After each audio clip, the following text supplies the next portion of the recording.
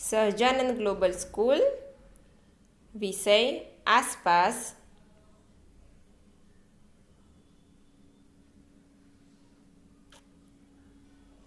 પ્રકરણ 10 દિવાલોની કહાણી. તે આજે આપણે ભણવાનું છે. પ્રકરણ 10 દિવાલોની કહાણી. સૌથી પહેલા આપણે પ્રકરણની શરૂઆત કરતા પહેલા સમજૂતી મેળવીશું. તો ઇતિહાસ આપણા ભવ્ય ભૂતકાળનો અરીસો છે. આપણા દેશની જૂની ઇમારતો, સ્મારકો, અવશેષો, શિલાલેખો વગેરે આપણને આપણા ઇતિહાસની ઝાંખી કરાવે છે. પ્રાચીન અને મધ્ય ભારતના ભૂતકાળને આપણે ઇતિહાસના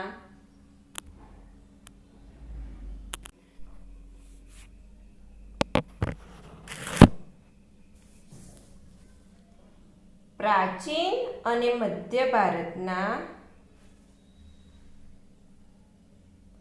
ભૂતકાળને આપણે ઇતિહાસના વિવિધ સ્ત્રોત દ્વારા જાણી શકીએ છીએ.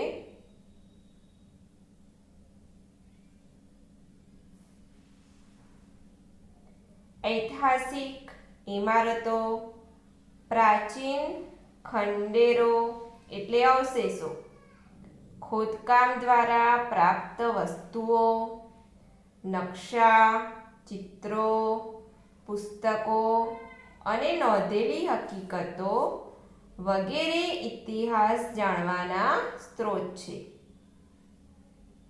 આપણા દેશના પ્રાચીન રાજાઓ અને બાદશાહો પોતાના રાજ્યના રક્ષણ માટે નગરની આજુબાજુ કિલ્લા બંધાવતા હતા.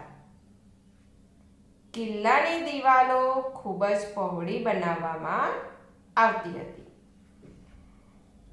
દિવાલો અમુક જગ્યાએથી આગળની તરફ ગોળાકારમાં ઊંચી બનાવવામાં આવતી.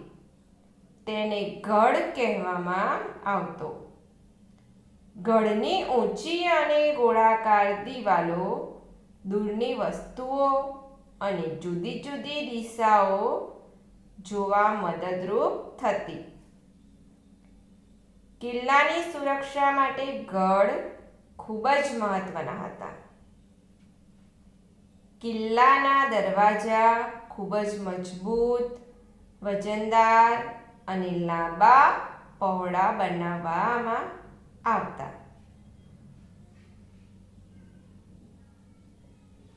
દરવાજા પર લોખંડના અણીદાર ભાલા લગાવવામાં આવતા.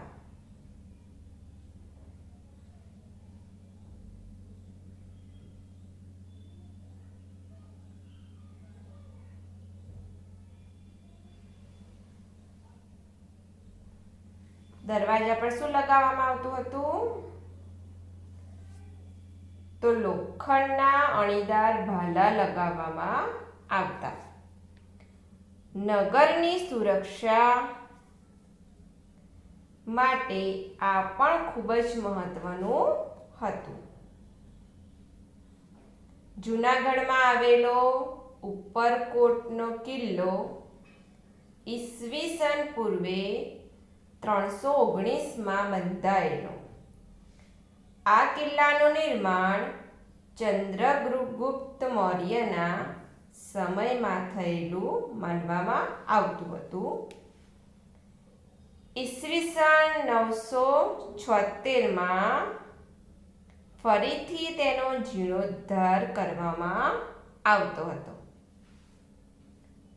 જૂનાગઢમાં ઘણા બધા શાસકોએ રાજ્ય કર્યું અને તેઓએ પોતાની ઈચ્છા મુજબ કિલ્લામાં ફેરફાર કર્યો. વર્તમાનમાં આપણે રાજા, રખીગાર અને તેમના રાણી રાણક દેવીના મહેલના અવશેષો જોઈ શકીએ છીએ. આ ઉપરાંત ઉપરકોટના કિલ્લામાં આવેલી અડીકડી વાવ અને અવધણ કૂવો વિવિધ સમયના શાસકોની સાક્ષી પૂરે છે.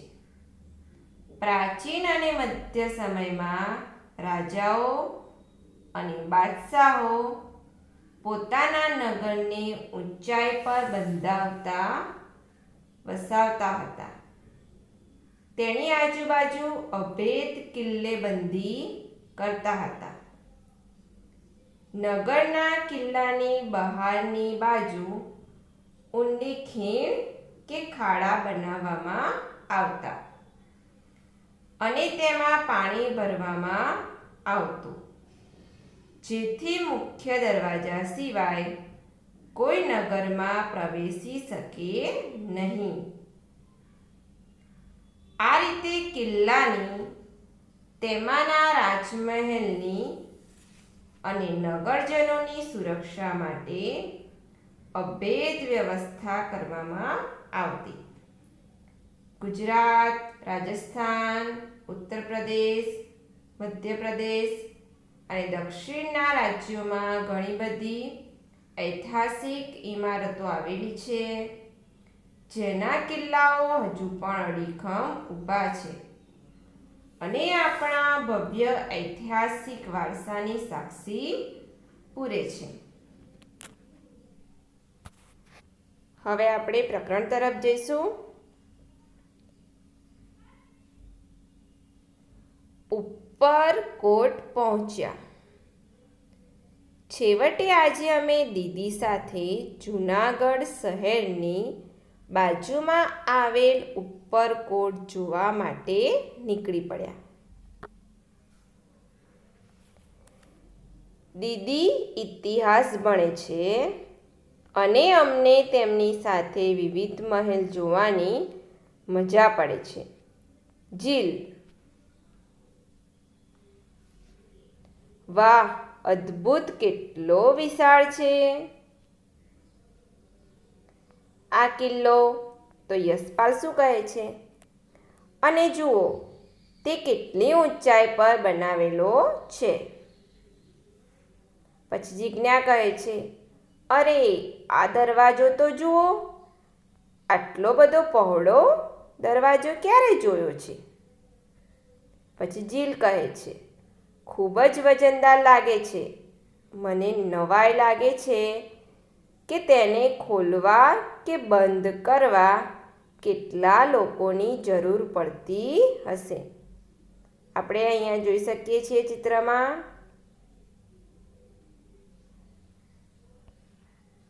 અહીંયા પણ ચિત્ર છે.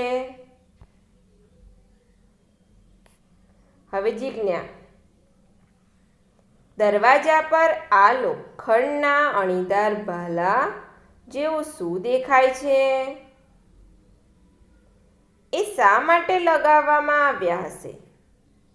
પછી જીલ કહે છે, એની મોટી પહોળી દિવાલો તો જુઓ. દિવાલો છે ને એ જોવાનું કહે છે. પછી યશપાલ કહે છે, મેં ક્યારેય આટલી પહોળી દિવાલ જોઈ નથી. જીજ્ઞા: આ દિવાલ અમુક જગ્યાએથી આગળની તરફ ગોળાકારમાં બહાર નીકળેલી છે. મને આશ્ચર્ય થાય છે, આવું કેમ? દીદી: તેને ગઢ કહેવામાં આવે છે. જુઓ, તે દિવાલો કરતાં પણ ઊંચા છે. આ કિલ્લાની બહારની દિવાલમાં ઘણા ગઢ છે. જાડી દિવાલો, વિશાળ દરવાજા અને કેટલા બધા ગઢ કિલ્લાની સુરક્ષા માટે કેટલા બધા મજબૂત ઉપાયો કરેલા છે, એવું અહીંયા કહ્યું છે.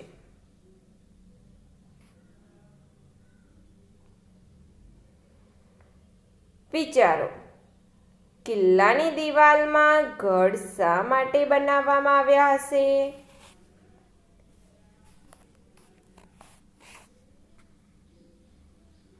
તો ગઢ પરથી કિલ્લાની બહારનું દૂર સુધીનું દ્રશ્ય જોઈ શકાતું હોવાથી કિલ્લાની સુરક્ષા કરી શકાય છે.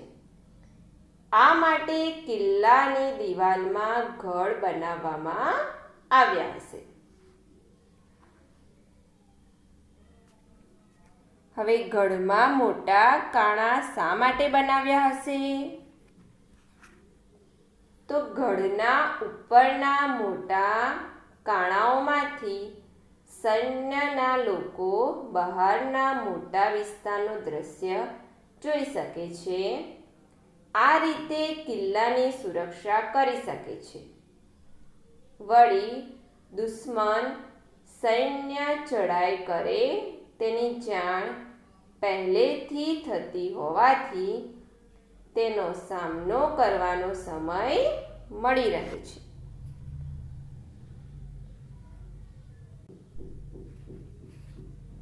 બીજો પ્રશ્ન જોઈશું હવે આપણે. સીધી સપાટ દિવાલ પરથી જોવામાં અને ઊંચા ગઢ પરથી જોવામાં શું તફાવત છે? તો સીધી સપાટ દિવાલ પરથી જોવામાં સામેનું એક જ બાજુનું દ્રશ્ય જોઈ શકાય છે, જ્યારે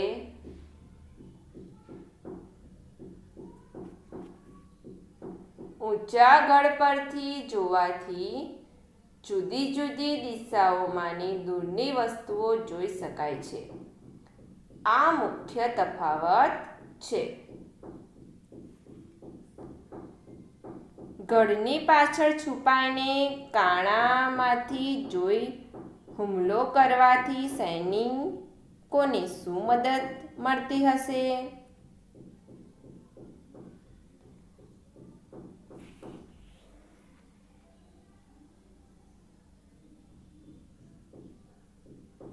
તો ગઢની પાછળ છુપાઈને કાણામાંથી જોઈને હુમલો કરવાથી સૈનિકોને દિવાલનું રક્ષણ મળે છે. વળી ગઢમાંના સૈનિકો કિલ્લાની બહાર રહેલા દુશ્મનોને જોઈ શકતા હોવાથી તેમને નિશાન બનાવી શકાય છે. પરંતુ દુશ્મન સૈન્ય ગઢમાંના સૈનિકોને જોઈ શકતા ન હોવાથી સૈનિકોનો બચાવ થાય છે.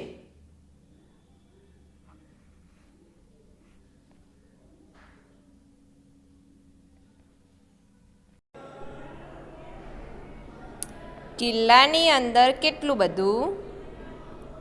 જીલ. શું આ કિલ્લો રાજાએ પોતાના વસવાટ માટે બનાવ્યો હશે? આ કેટલો જૂનો છે? તો જિજ્ઞા કહે છે, હા, મેં સાંભળ્યું છે કે આ કિલ્લાનું નિર્માણ છેક ચંદ્રગુપ્ત મૌર્યના સમયમાં થયેલું. દીદી, આ ખૂબ જ જૂનો કિલ્લો છે. આ કિલ્લાનું બાંધકામ ઈસવીસન પૂર્વે 319માં થયેલું, પરંતુ લાંબો સમય સુધી અલિપ્ત રહ્યો. ત્યારબાદ ઈસવીસન 976માં ફરીથી તેનો જીર્ણોદ્ધાર કરવામાં આવ્યો. અહીં ઘણા બધા શાસકોએ રાજ કર્યું હતું અને પોતાની ઈચ્છા મુજબ કિલ્લામાં ફેરફાર કર્યો. જીલ. અરે જુઓ, આ પાટિયા પર કિલ્લાનો નકશો છે. પછી યશપાલ કહે છે, આ નકશામાં વૃક્ષો, વાવ, કૂવા વગેરે દેખાય છે. અને જુઓ, કેટલાક મહેલ પણ છે. એટલે તમને ખબર હશે, આ રીતે તમે જોયું હોય ને તો તમને ખબર હોય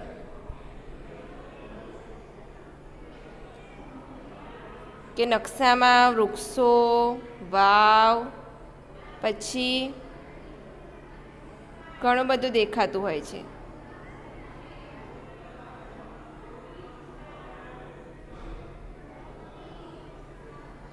હવે આપણે આગળ જોઈશું.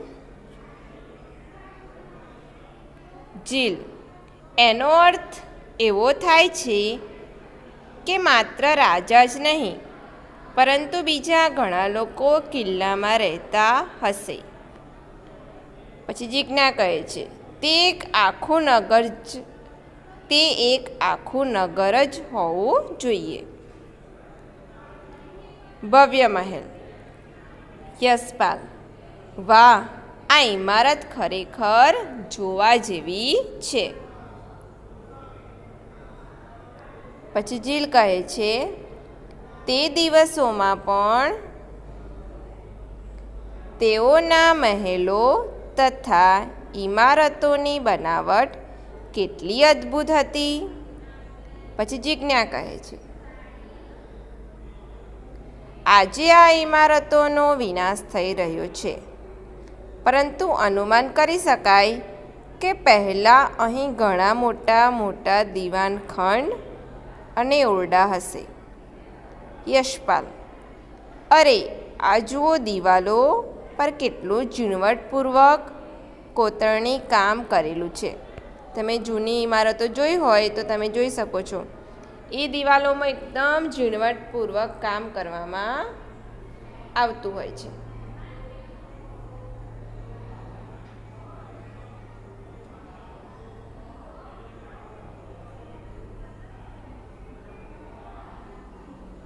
હવે આપણે આગળ જોઈશું.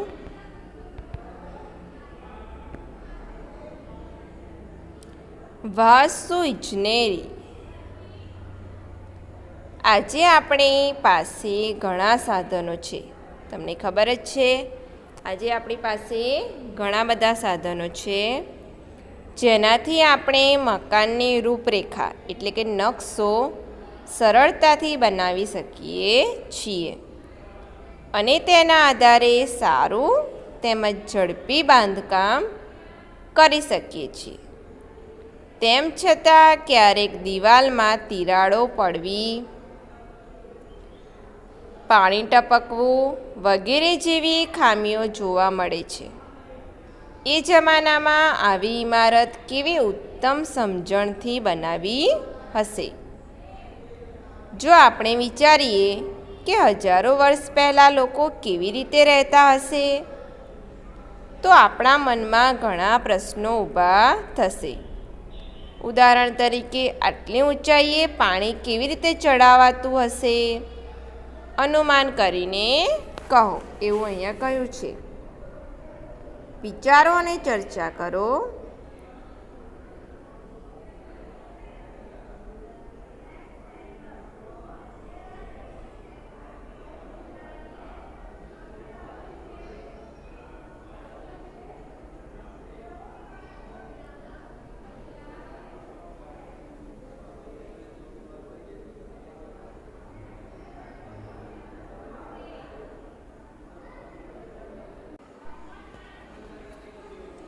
ઇમારતમાં હવા ઉજાસ માટે કેવી વ્યવસ્થા કરવામાં આવી હશે?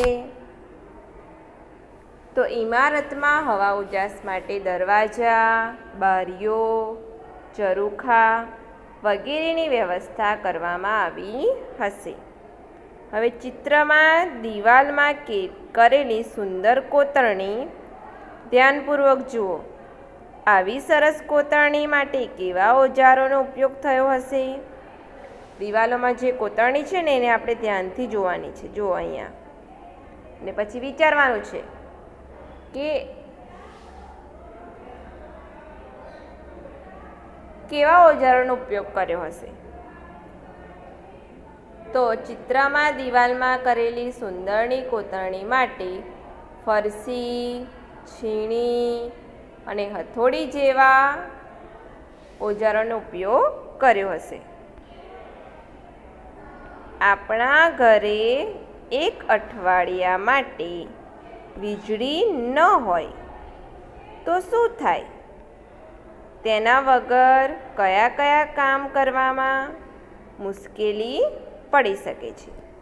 હવે વિચારો, આપણા ઘરે એક અઠવાડિયા સુધી જો વીજળી એટલે લાઈટ ન હોય તો તેના વગર આપણે કયા કયા કામમાં મુશ્કેલી પડી શકે?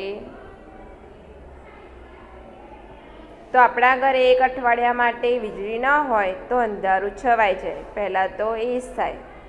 પછી નાના દીવડા કે ફાનસથી ચલાવવું પડે. વીજળી વગર પંખા, mixer, oven, washing machine, heater, પાણી ખેંચવા માટેના પંપ વગેરે આપણે ચલાવી શકીએ નહીં. વળી આપણે મોબાઈલ, ટીવી, એસી, કમ્પ્યુટર, ઇન્ટરનેટ સેવા વગેરેનો ઉપયોગ કરી શકીએ નહીં. આમ વીજળી વગર આપણા વેપાર ધંધા, ઉદ્યોગો, નાના મોટા કારખાના, બેન્કો, ઇલેક્ટ્રિક ટ્રેનો અને આપણા રોજિંદા વ્યવહારો અટકી જાય છે.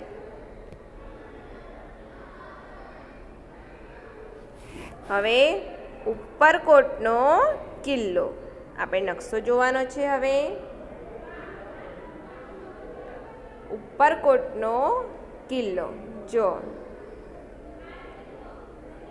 સૌથી પહેલાં મુખ્ય પ્રવેશદ્વાર, લશ્કરી વાવ, નીલમ માણેક તોપ, જામા મસ્જિદ એટલે રાણક દેવી મહેલ, બૌદ્ધ ગુફા, અડીકડી વાવ, ખોડિયાર માતા મંદિર. અહીં જે નંબર આપેલા છે ને ત્યાં બધું છે. જો ચિત્રમાં હું તમને બતાવું. સૌથી પહેલાં પહેલું નંબર છે એ મુખ્ય પ્રવેશદ્વાર છે. પછી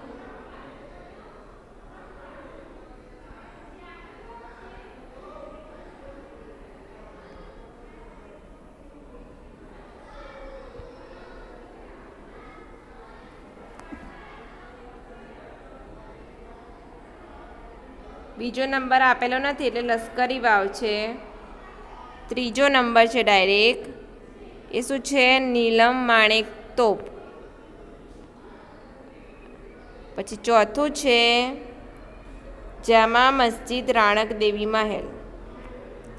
પાંચમું છે બૌદ્ધ ગુફા. છઠ્ઠું છે અડીકડી વાવ.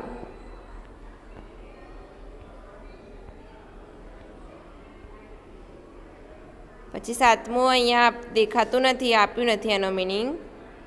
ડાયરેક્ટ આઠમું છે થિયેટર. પછી નવધણ કૂવો, અનાજનો કોઠાર, દરગાહ, ધક્કાબારી, પાણીના કુંડ અને કડતાલ તોપ એવું અહીંયા આપેલું છે.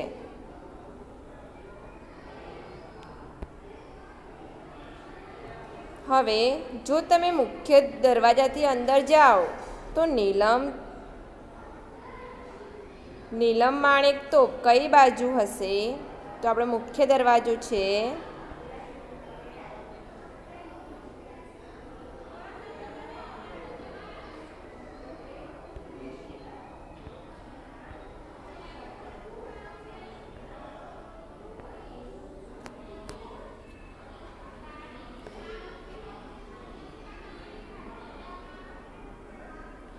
તો આ સાઈડ ડાબી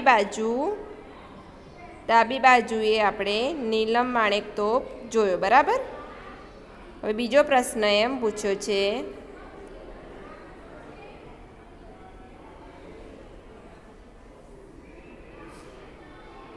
કે જો કોઈ બૌદ્ધ ગુફા પાસે છે તો પાણીના કુંડ તેની કઈ દિશામાં હશે? તેની પહેલાં આપણે પૂર્વ પશ્ચિમ ક્યાં છે તેના વિશે સમજીએ. હવે જુઓ, પૂર્વ અને પશ્ચિમ ક્યાં છે? તો તમે જે જગ્યાએ છો ત્યાં સૂર્ય કઈ બાજુએથી ઉગે છે? આપણે જે જગ્યાએથી હોઈએ છીએ, બેઠા હોઈએ છીએ કાં તો ઊભા હોઈએ છીએ, તો ત્યાં સૂર્ય કઈ બાજુથી ઉગે છે? તે કઈ બાજુથી આથમે છે? તમે જ્યાં ઊભા છો તમારી પૂર્વમાં શું શું છે તે શોધી કાઢવાનું છે.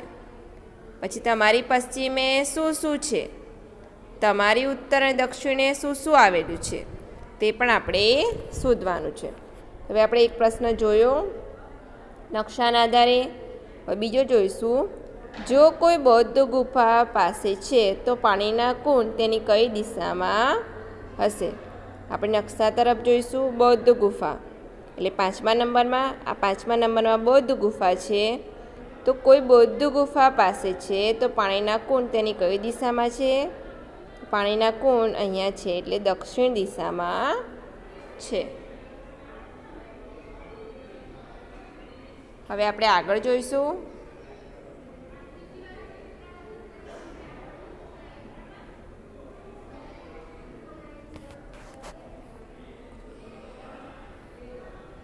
બૌદ્ધ ગુફાથી જામા મસ્જિદ પહોંચવા તમે કઈ દિશામાં ચાલશો? તો આપણે બૌદ્ધ ગુફા જોવાની પહેલાં તો અને બૌદ્ધ ગુફાથી જામા મસ્જિદ આપણે જવું છે. જામા મસ્જિદ ક્યાં છે? 4થા નંબરમાં છે. અહીં 4થા નંબરમાં છે અને બૌદ્ધ ગુફા 5મા નંબરમાં છે. બરાબર. તો બૌદ્ધ ગુફાથી જામા મસ્જિદ પહોંચવા આપણે દક્ષિણ દિશામાં ચાલીશું. કિલ્લાની બહારની દિવાલ પર તમે કેટલા દરવાજા જોઈ શકો છો? તો કિલ્લાની બહારની દિવાલ પર આપણે ટોટલ 9 દરવાજા જોઈ શકીએ છીએ. હવે કિલ્લામાં કેટલા મહેલો છે તે ગણો.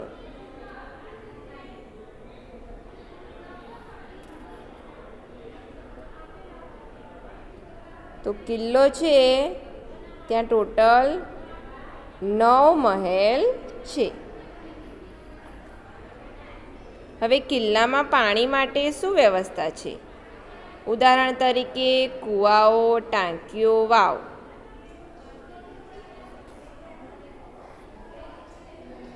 તો કિલ્લામાં પાણી માટે નવદળ કૂવો, આપણે જોયું તે રીતે પાણીના કુંડ, અડીકડી વાવ અને લશ્કરી વાવ આવેલા છે. હવે આપણે નકશા પર નંબર 1. નકશા પર 1 સેમી અંતર બરાબર જમીન પરનું 45 મીટર છે. હવે કહો કે નકશા પર અડીકડી વાવ અને ધક્કાબારી વચ્ચેનું અંતર ખાલી જગ્યા સેમી છે. જો નકશા પર 1 સેમી અંતર બરાબર જમીન પરનું 45 મીટર. બરાબર. એટલે આપણે શોધવું હોય તો જવાબ શું મળશે? પહેલાં તો 12 સેમી અને જમીન પર તે બંને વચ્ચેનું અંતર કેટલું હશે? તો 540. 12 અને 540. હવે મુખ્ય દરવાજો અને બૌદ્ધ ગુફા એકબીજાથી કેટલા દૂર છે? તો મુખ્ય દરવાજો અને બૌદ્ધ ગુફા એકબીજાથી 8 સેમી દૂર છે. જમીન પર તે બંને 360 મીટર દૂર છે એવું અહીંયા આપણને કહ્યું છે.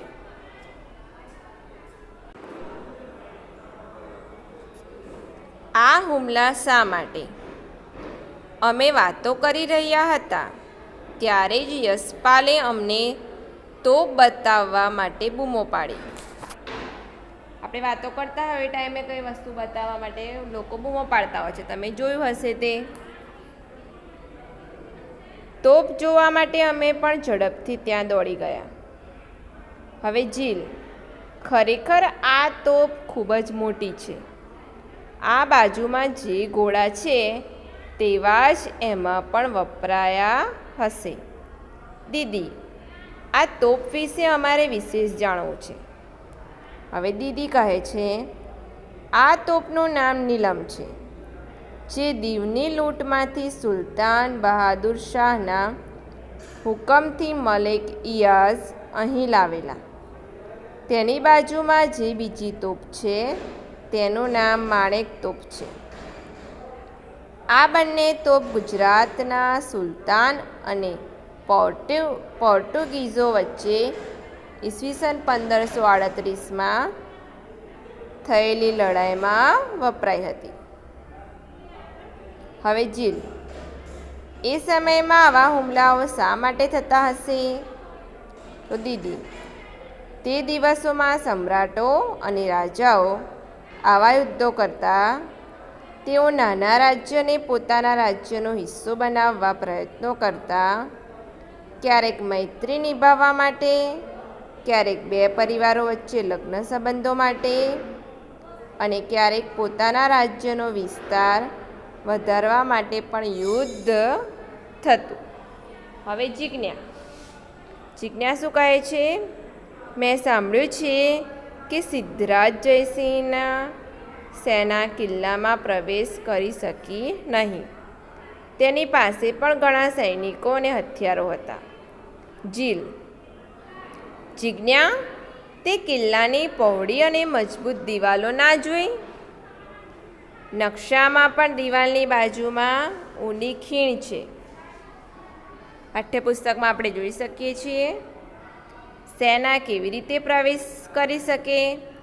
યશપાલ, જો સેના બીજા કોઈ રસ્તાથી આવવાનો પ્રયત્ન કરે તો ગઢમાં છુપાયેલા સૈનિકો દૂરથી જ તેમને જોઈ લે અને હુમલાથી બચવાના પગલાં ભરી શકે છે.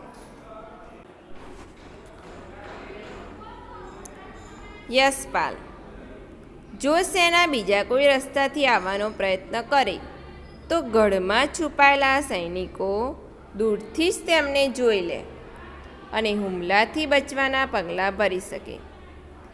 જીજ્ઞા, ચાલો આંખો બંધ કરીને અનુમાન કરીએ કે સેના ઘોડા અને હાથીઓ પર તેમની બંદૂકો સાથે આવી રહી છે. જીલ, અરે નહીં, બંને બાજુના કેટલાક લોકો અને સૈનિકો આ યુદ્ધમાં મરી ગયા હશે. લોકો શા માટે યુદ્ધ કરતા હશે? તમે જોયું હશે કેટલા લોકો યુદ્ધ કરે છે, તો આપણને થતું હશે કે આ લોકો શા માટે આવા યુદ્ધ કરતા હશે. પછી યશપાલ કહે છે, બંદૂકો અને તોપો ભૂતકાળની વસ્તુઓ થઈ ગઈ. અત્યારના દિવસોમાં ઘણા દેશો પાસે પરમાણુ બોમ્બ છે. આ પ્રકારનો એક જ બોમ્બ ખૂબ જ નુકસાનકારક પહોંચાડી શકે છે. બંદૂકો એવું તો હવે અત્યારના દિવસોમાં નથી. અત્યારે તો બધા પરમાણુ બોમ્બ, એટલે તમે પિક્ચરોમાં જોયું હશે, એ લોકો બોમ્બ નાખે એટલે ત્યાં બધા ત્યાં એક ટાઈમે બધા ત્યાં મરી જતા હોય છે. હવે નજીકના સમયમાં કોઈ એક દેશે બીજા દેશ પર હુમલો કર્યો અથવા યુદ્ધ કર્યું હોય એવું તમે વાંચ્યું કે સાંભળ્યું છે? તો આપણે જોઈએ તો પાકિસ્તાન ને આપણે ભારત વચ્ચે તો ઘણા બધા યુદ્ધ થતા હોય છે. અને જ્યારે પણ યુદ્ધ થાય તો આપણે સમાચારમાં આપણે વાંચતા હોઈએ છીએ કે આટલા માણસો શહીદ થઈ ગયા, એવું બધું આપણે વાંચતા હોઈએ છીએ. હવે આ યુદ્ધ માટે શું કારણ હતું? શોધી કાઢો. તો યુદ્ધ માટે કારણ એક જ હોય કે આતંકવાદના નાશ માટે યુદ્ધ થતું હોય છે. હવે આ યુદ્ધમાં કેવા હથિયારો વપરાયા હશે? તો યુદ્ધમાં મિસાઇલો, પછી લડાકુ વિમાનોનો ઉપયોગ થયો હતો. તેના કારણે કેવા પ્રકારનું નુકસાન થયું હતું? તો આ યુદ્ધમાં ઘણા સૈનિકો માર્યા ગયા, લોકોના જાનમાલનું નુકસાન થયું અને દેશોની સંપત્તિનું પણ નુકસાન થયું છે. શોધી કાઢો. જે મોટી બંદૂક જેવી તોપ યશપાલે જોઈ તે કાંસાની બનેલી છે. તમે કાંસાથી બનેલી કઈ કઈ વસ્તુઓ જોઈ છે? તો કાંસાથી બનેલી આપણે મૂર્તિઓ, દીવા, વાટકી, થાળી, ગ્લાસ, મેડલ વગેરે આપણે જોયા છે.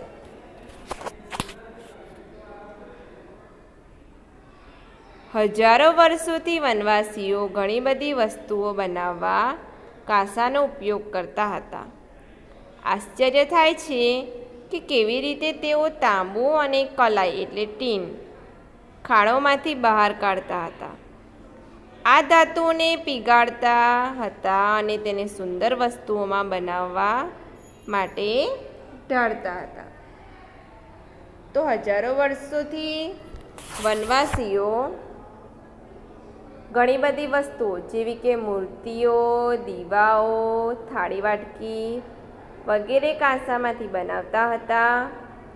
તાંબુ અને કલાએ ખાણો ખોદીને મેળવેલ ખનિજનું રાસાયણિક પ્રક્રિયા દ્વારા શુદ્ધ ધાતુ ઘન સ્વરૂપમાં મેળવતા હતા.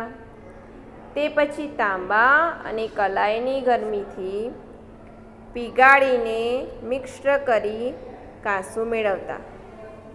પછી પ્રવાહી કાંસાને જુદા જુદા બીંબાઓમાં ઢાળીને સુંદર વસ્તુઓ બનાવતા હતા. હવે બીજો પ્રશ્ન છે કે તમારા વડીલો પાસેથી શોધો એવી વસ્તુઓ જે કાંસાની બનેલી હોય અને જે તે સમયે અથવા હજી પણ તમારા ઘરમાં વપરાતી હોય. તો આપણા ઘરમાં કાંસાની ઘણી બધી વસ્તુ હશે. તો આપણા દાદા પરદાદા ના સમયની કાંસાની વસ્તુઓ તેમના સમયમાં હતી અને હજી પણ મારા ઘરમાં તે વપરાય છે. તે વસ્તુઓ દીવા, મૂર્તિ, થાળી વાટકી અને પ્યાલા છે. જુદી જુદી વસ્તુઓના રંગ પરથી શોધો કે તેમાંની કઈ વસ્તુઓ તાંબામાંથી અને પિત્તળમાંથી મળી અને કઈ કાંસામાંથી બનેલી છે. તો જો આપણા ઘરમાં ભગવાનની પૂજા માટેનો લોટો, પછી તરભાણી ચમચી, પ્યાલી વગેરે લાલ રંગની વસ્તુઓ તાંબામાંથી, પછી લોટો, થાળી વાટકી,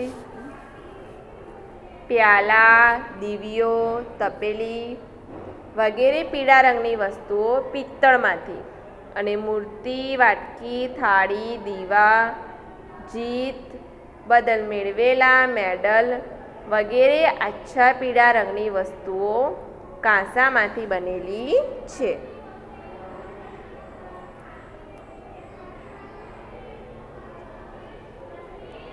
જુદી જુદી વસ્તુઓના રંગ પરથી શોધો કે તેમાંની વસ્તુઓ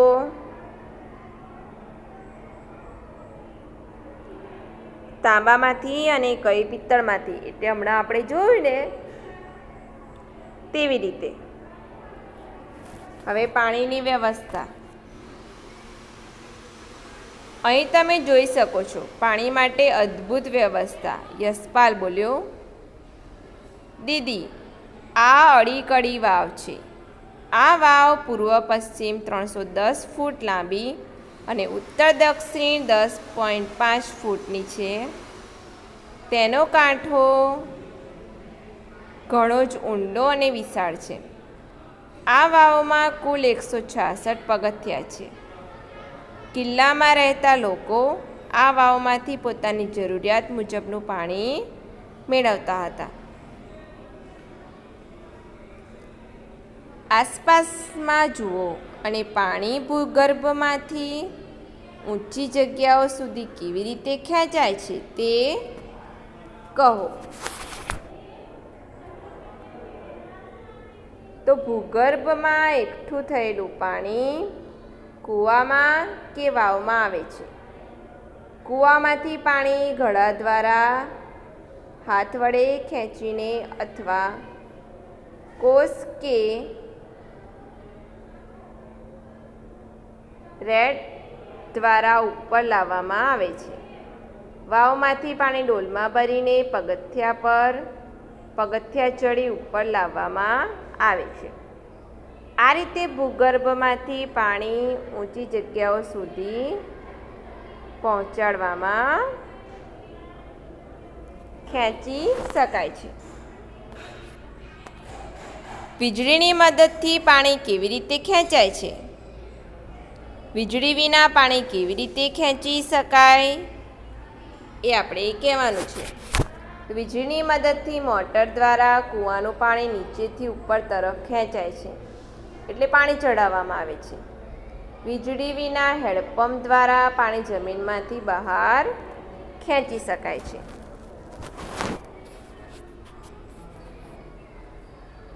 પછી દીદી અમને નવધણ કૂવો જોવા લઈ ગયા. તેમણે કહ્યું, આ કૂવો ચુડાસમા વંશના નવધણ રાજાઓના સમયમાં બનેલો છે. મધ્યમાં કૂવો છે અને તેની ફરતે સીડીઓ છે.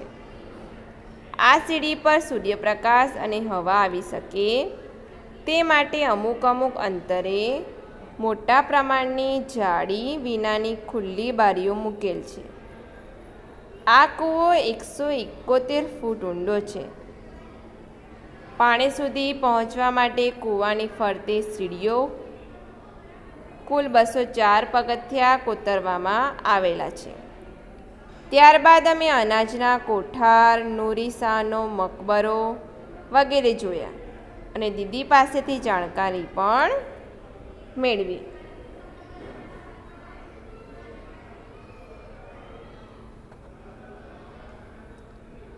કેવી દયનીય હાલત! વાતો કરતા, સીટી વગાડતા અને અમારા જ પડઘાઓ સાંભળતા અમે બૌદ્ધ ગુફાઓમાંથી ચાલતા પસાર થતા હતા. હવે અહીંયા બોર્ડ લખ્યું છે કે દિવાલ પર લખવાની મનાઈ છે. એવું બોર્ડ લખ્યું હોય ને, ગમે તેવા બોર્ડ લખ્યા હોય, તે છતાં પણ તે વસ્તુ કરવામાં હાલમાં આવી રહી છે. બરાબર? અહીંયા લખ્યું છે કે દિવાલ પર લખવાની મનાઈ છે, તે છતાં અહીંયા દિવાલ પર બધું લખેલું છે, તમે જોઈ શકો છો. યશપાલ: અહીં હવા કેવી ઠંડી લાગે છે. જીલ: અહીં બૌદ્ધ સાધુઓ રહેતા હતા એવું લખેલું હતું. યશપાલ: આ પાટિયું વાંચો. આ પાટિયું છે ને વાંચવાનું કહ્યું છે. પરંતુ જુઓ દિવાલ કેવી લાગે છે. પાટિયું વાંચો તો શું લખ્યું છે કે દિવાલ પર લખવાની મનાઈ છે, તે છતાં દિવાલ કેવી લાગી રહી છે. બધા લખતા હોય છે તેવી લાગે છે.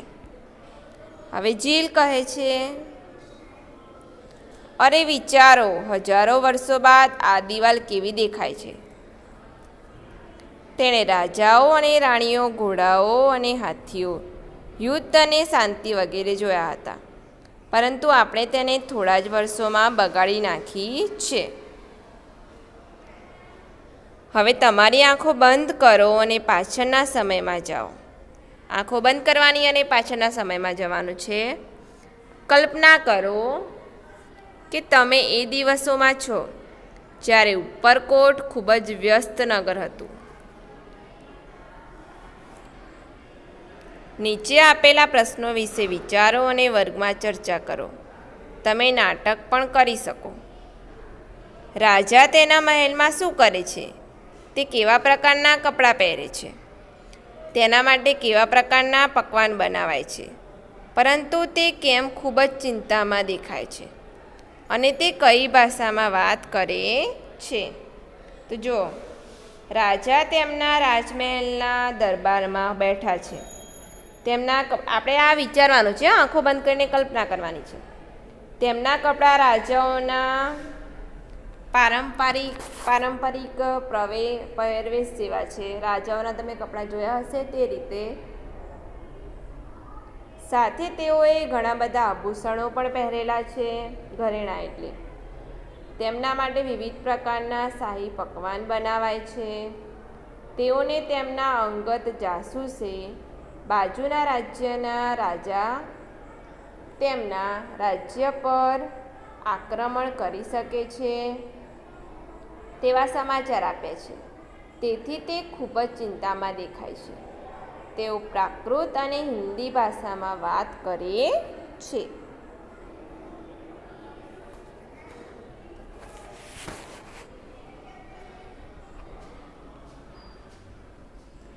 મહેલના ઓરડાઓ વિશે અનુમાન કરો. સુંદર ચટાઈ અને પડદાઓ, અગાસી પર ફુવારાઓ, ચમેલી અને ગુલાબની મીઠી સુગંધ ક્યાંથી આવે છે? તો રાજાના મહેલના ઓરડાઓ અતિ ભવ્ય સજાવટથી પરિપૂર્ણ છે. ઓરડાઓમાં સુંદર ચટાઈ અને બારી બારણા કલાત્મક પડદાઓથી સજાવેલા છે. અગાસી પર સુંદર ફુવારાઓ ઠંડક પ્રસરાવી રહ્યા છે અને રાજમહેલના બાગમાંથી ચમેલી અને ગુલાબની મીઠી સુગંધ આવી રહી છે. હવે બીજો પ્રશ્ન છે કે જુદા જુદા કેવા પ્રકારના કારખાના તમે જોઈ શકો છો? ત્યાં કેટલા માણસો કામ કરે? તેઓ શું કરે છે? તેઓએ શું પહેર્યું છે? તમારા મતે તેઓ કેટલો સમય કામ કરતા હશે? તો અમે કપડાં, વાસણ, રમકડાં અને શસ્ત્રો બનાવવાના કારખાના જોઈ શકીએ છીએ. એક કારખાનામાં અંદાજિત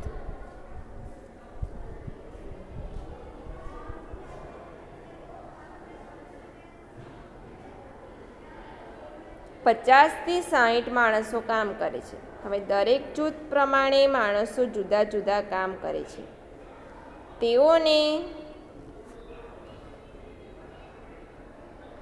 તેઓને તે સમયનો પારંપરિક પહેરવેશ પહેરે છે. મારા મતે તેઓ સવારથી સાંજ સુધી કામ કરતા હશે.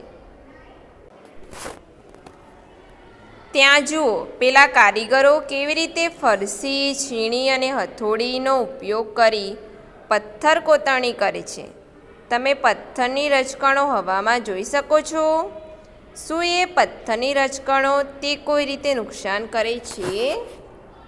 તો જુઓ, હા, કારીગરો ફરસી, છીણી અને હથોડીનો ઉપયોગ કરી પથ્થર પર કોતરણી કરતા નજરે પડે છે. અમે પથ્થરની રજકણો પણ હવામાં ઉડતી જોઈ શકીએ છીએ. પથ્થરની રજકણો કારીગરોના શ્વાસમાં જવાથી લાંબા ગાળે તેઓને ફેફસાના રોગ કે સિલિકોસિસનો રોગ થાય છે. વળી પથ્થરની રજકણો આંખમાં પડવાથી આંખને નુકસાન થવાનો સંભવ રહે છે. હવે સંગ્રહાલય. ઉપરકોટ જોયા પછી જૂનાગઢના સંગ્રહાલયમાં પણ ત્યાં ઘણી જૂની વસ્તુઓ રાખેલી હતી, જેવી કે ઘડા, વાસણો, આભૂષણો, ઝવેરાત, તલવારો, હાથી પર મૂકવા અંબાડી વગેરે. હવે જીલ કહે છે, અરે, આ અંબાડી અને ડોલી અહીં શા માટે રાખી છે? દીદી, આ બધી વસ્તુઓ દ્વારા આપણે જાણી શકીએ છીએ કે તે સમયમાં લોકો કઈ રીતે રહેતા હતા, તેઓ ઉપયોગમાં શું લેતા હતા અને તેઓ કેવી વસ્તુઓ બનાવતા હતા. જો બધું અહીં મૂકવામાં ન આવ્યું હોય તો તે સમય વિશે આપણે આટલું બધું કેવી રીતે જાણી શકતા હોત? મ્યુઝિયમ હોય ને એટલે આપણને ખબર પડે કે અહીંયા શું છે અને શું નથી તે. હવે લખો, તમારી આસપાસ તમે કેવા પ્રકારના ઘડા જુઓ છો? તો આપણી આસપાસ પિત્તળ, સ્ટીલ, તાંબા અને માટીના જુદા જુદા પ્રકારના આપણે ઘડા જોઈએ છીએ. તમારા દાદા દાદી પાસેથી જાણકારી મેળવો કે બીજા કેવા પ્રકારના ઘડા અને વાસણો તેમના સમયમાં ઉપયોગમાં લેવાતા હતા. તો દાદા દાદીના સમયમાં પિત્તળ, તાંબા, લોખંડ, માટીના ઘડા તેમજ વાસણો ઉપયોગમાં લેવાતા હતા.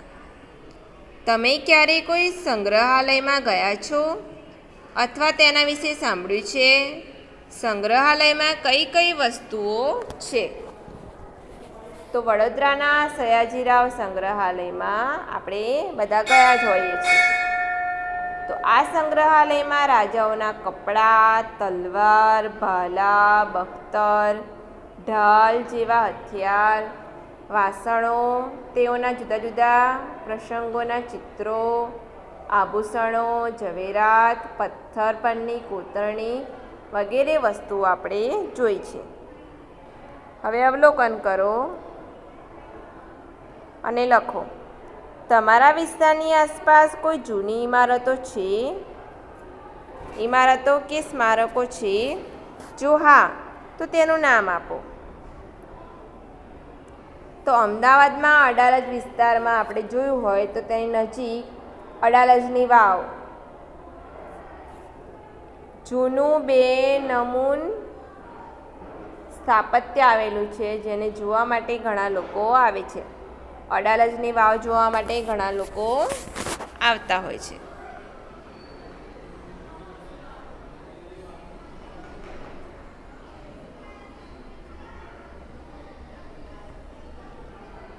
તમે કોઈ જૂનું સ્મારક જોવા ગયા છો? તે ક્યાં આવેલું છે? તમને કેવું લાગ્યું? કે તમને વાર્તા કહે છે? તમે તેના પરથી તે દિવસોના સમય વિશે શું જાણી શક્યા? તો જુઓ, આપણે વડોદરાના સયાજીરાવમાં ગયા, બરાબર. અડાલજની વાવ પણ તમે જોયું હશે.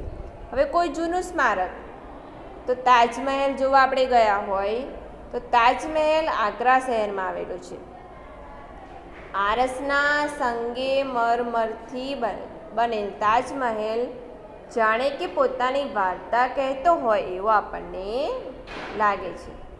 અને તાજમહેલ મુગલ બાદશાહ શાહજહાંએ પોતાની પત્ની મુમતાઝની યાદમાં બનાવ્યો હતો. તે સમયમાં યંત્રો ન હોવા છતાં તાજમહેલ બનાવવા વપરાયેલા પથ્થરો ઉપર ચઢાવવા તેને ગોઠવી અદ્ભુત ઇમારત બનાવી.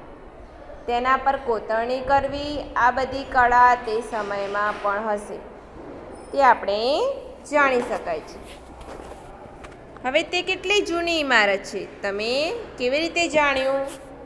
તો તે લગભગ 400 વર્ષ જૂની ઇમારત છે. આપણે પુસ્તકોમાં વાંચીએ એટલે આપણે જાણીએ. તે શાની બનેલી છે? તો તે સફેદ આરસ પથ્થરની બનેલી છે. તેનો રંગ કેવો છે? તો તેનો રંગ સફેદ છે. જૂની ઇમારતોમાં કોઈ ખાસ પ્રકારની કોતરણી કે ભાત હતી, તેને તમારી નોટબુકમાં દોરવાની છે. હવે જૂની ઇમારતોમાં કોઈ પણ ખાસ પ્રકારની કોતરણી કે ભાત જોવા મળે, અને તાજમહેલમાં પણ તેના સ્તંભો અને દિવાલો પર ફૂલવેલની ખાસ પ્રકારની કોતરણીની ભાત જોવા મળે છે. તો આપણે એ ફૂલવેલ જેવું આપણે તેની ભાત આપણે નોટબુકમાં દોરવાની છે. પહેલાંના દિવસોમાં ત્યાં કોણ રહેતા હતા? તો તાજમહેલને શાહજહાંએ પોતાની પત્નીની યાદમાં બનાવ્યો હતો. તેથી પહેલાંના દિવસોમાં ત્યાં કોઈ રહેતું ન હતું. ત્યાં કેવા પ્રકારની પ્રવૃત્તિઓ કરવામાં આવતી હતી? તો તાજમહેલ યાદગીરીની રૂપે બંધાવેલો હોવાથી ત્યાં કોઈ પણ પ્રકારની પ્રવૃત્તિઓ કરવામાં આવતી ન હતી. તેને લોકો જોવા આવતા હતા. હાલ પણ લોકો આગ્રામાં તાજમહેલને જોવા જાય છે. તમે પણ જોયો જ હશે. શું લોકો હજી પણ ત્યાં રહે છે? ના, ત્યાં કોઈ રહેતા નથી.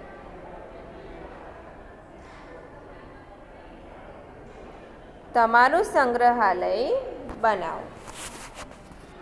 રજની કેરળના મલ્લાપુરમ જિલ્લાની સરકારી શાળામાં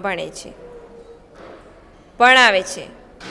તેણે તેના વર્ગના બાળકો સાથે મળીને બધા ઘરોમાંથી મેળવેલી ઘણી જૂની વસ્તુઓ સંગ્રહ કરી છે, જેવા કે ચાલવા માટે વપરાતી લાકડી, તાળા, છત્રીઓ, લાકડાના પગરખા એટલે પાદુકા, ઘડા વગેરે. આજે આ વસ્તુઓ કેવી દેખાય છે તે પણ તેમણે જોયું. રજની અને બાળકોએ પ્રદર્શન ગોઠવ્યું, જેને આસપાસના વિસ્તારના લોકો જોવા આવ્યા. તમે પણ તમારી શાળામાં આ કરી શકો. ચિત્ર જુઓ અને કહો. આપણે આ ચિત્ર જોવાનું છે અને કહેવાનું છે. આ ચિત્ર આશરે 500 વર્ષ જૂનું છે. તે આગ્રાનો કિલ્લો નિર્માણ થતો બતાવે છે. લોકો કેવા પ્રકારના કામ કરે છે? કેટલા પુરુષો અને સ્ત્રીઓ કામ કરે છે? જુઓ કેવી રીતે તેઓ વિશાળ થાંભલો ઢાળ પરથી લડી જાય છે. ભારે વસ્તુઓ ઢાળ પરથી લઈ જવી સરળ પડે કે સીધી ઉપર લઈ જવી, શું તમે મશક એટલે ચામડાની બેગમાં પાણી ભરીને લઈ જતા માણસો જોઈ શકો છો? હા, આપણે અહીંયા જોઈ શકીએ છીએ.